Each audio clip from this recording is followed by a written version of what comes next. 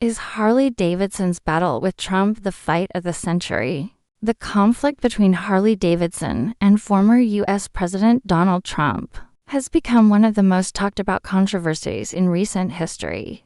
The ongoing battle has sparked intense debates, leaving many people wondering who will come out on top. While Trump is determined to take aggressive action, Harley-Davidson refuses to back down. But how did this all start? And what does it mean for the future of the iconic motorcycle brand? Harley-Davidson, the legendary motorcycle manufacturer, has been struggling with declining sales and a sharp 18% drop in its stock value. As if that weren't enough, Trump made the company a primary target in his push for new trade policies, triggering a chain of events that led to a major public feud. At the center of the conflict is Harley-Davidson's decision to move some of its manufacturing overseas, a move that Trump views as an act of betrayal. The situation escalated when Trump directly called out the company, urging them to keep their production in the United States.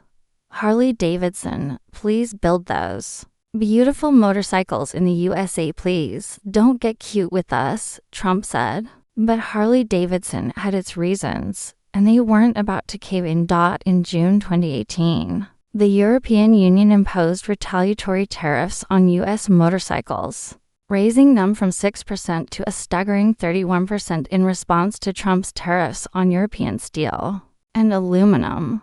This put Harley-Davidson in a tough position. The company argued that manufacturing overseas was the only way to keep prices competitive for its European customers, its second-largest market. CEO Matthew Levitek strongly refuted claims that the company had planned the move in advance and used the tariffs as an excuse. He insisted that the decision was purely based on economic survival. But the backlash didn't stop there. Harley-Davidson also faced criticism for shutting down its Kansas manufacturing plant, rather than using its tax savings to create new American jobs. This move sparked heated debates about corporate responsibility and what it truly means to be an American-made brand. Ironically, Trump had once praised Harley-Davidson as a symbol of American greatness. In February 2017, he called it a true American icon. But by June 2018, his opinion had drastically changed. After learning about the company's plans to expand production outside of the U.S., Trump accused Harley-Davidson of abandoning the country. He went so far as to claim that this decision would be the beginning of the end for the company. Trump took his grievances to Twitter, stating that a Harley-Davidson should never be built in another country. Never. However, Harley-Davidson has been manufacturing motorcycles overseas since 1998, with existing factories in Thailand, Brazil, and India. The company also had a factory in Australia, which it planned to close due to declining demand.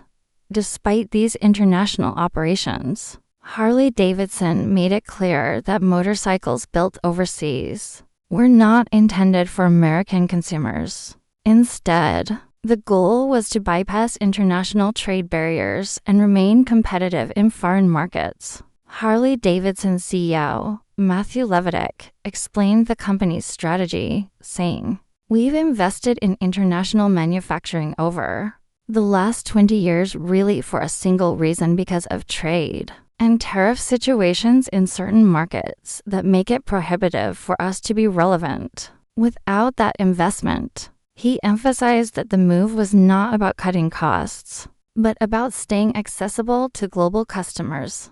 Trump's tariffs, originally intended to encourage American manufacturing, ended up making things more complicated for Harley-Davidson. The company was already struggling, with sales falling by 3.9% internationally and a shocking 8.5% in the U.S. in 2017. Harley-Davidson has had trouble attracting younger riders. As its core customer base continues to age, many millennials see the brand as outdated, similar to how Cadillac or Mercedes might appeal more to older generations. By 2018, 61% of Harley-Davidson sales came from the U.S., but with the domestic market slowing down, the company had no choice but to look for growth opportunities elsewhere. Its long-term plan was to increase international sales to 50% of total revenue. One of its key strategies included introducing smaller, more affordable bikes 200 to 500 cc in India, where Royal Enfield dominates the market. Harley-Davidson hoped to capture the rising middle-class consumer base in India, which had seen significant growth in disposable income. If Harley-Davidson wants to survive another century, it may have to redefine what it means to be made in America. This is a difficult pill to swallow for some die-hard fans, as Harley-Davidson has always been associated with American pride and craftsmanship. However, globalization and changing consumer trends are forcing the company to evolve beyond its manufacturing decisions. Harley-Davidson is also famous for its signature potato sound. Created by its V-twin engine, the company has even copyrighted the distinctive engine noise. However, this unique aspect of the brand won't be enough to secure its future. Harley-Davidson's revenue of $5.64 billion in 2017 pales in comparison to the U.S.'s $5 trillion. Global trade. In India, where tariffs on motorcycles have been a hot topic, exports in the 500cc plus category totaled only $5.96 million an amount. That barely makes a dent in global trade. Trump seized on this issue, claiming that India was unfairly exporting thousands and thousands of motorcycles to the U.S., while Harley-Davidson was forced to pay a 100% tariff on its exports to India. In reality, the actual number of bikes exported from India to the U.S. was just 2,440 in 2016-2017, with only 80 of them exceeding 500 cc. This exaggerated claim became part of Trump's broader trade war rhetoric. Interestingly, Harley-Davidson's entry into India was originally part of a trade agreement between George W. Bush and Indian Prime Minister Manmohan Singh, which involved allowing Indian mangoes to be imported into the U.S. in exchange for easier access to the Indian motorcycle market. Bureaucratic red tape has since slowed down that agreement, but it shows how trade policies are often more complex than they appear. The real question is whether Trump's aggressive stance on trade will ultimately help or hurt American businesses. While his tariffs were meant to bring jobs back to the U.S., they have created unforeseen challenges for companies like Harley-Davidson, which rely on global markets. The U.S. trade deficit with India is $23 billion, significantly smaller than its deficit with China. But the Harley-Davidson controversy has escalated into a much larger debate. Trump seems unwilling to let the issue go. On Monday, Harley-Davidson announced that it would move some of its production overseas to avoid steep retaliatory tariffs from the EU. Trump, enraged by the decision, lashed out in a series of tweets, accusing the company of surrendering.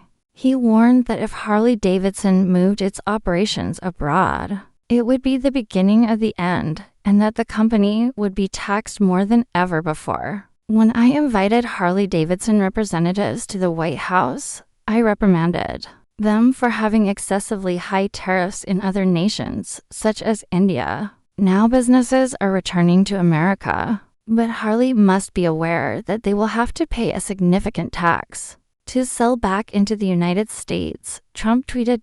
At one point, Trump admitted that India's 100% tariff on Harley-Davidson motorcycles had been reduced to 50%, but he dismissed it as insignificant. He also made the bizarre claim that Indian Prime Minister Narendra Modi had smooth-talked him by calling him a beautiful man. This entire dispute highlights the unpredictability of Trump's trade policies and their impact on American businesses. Harley-Davidson, once celebrated by Trump, has now become a symbol of the unintended consequences of his economic agenda. For now, neither Trump nor Harley-Davidson seems ready to back down. The motorcycle manufacturer remains focused on its global expansion, despite the political firestorm. Whether this move will secure its future or lead to its downfall remains to be seen. One thing is certain: the battle between Trump and Harley-Davidson is far from over.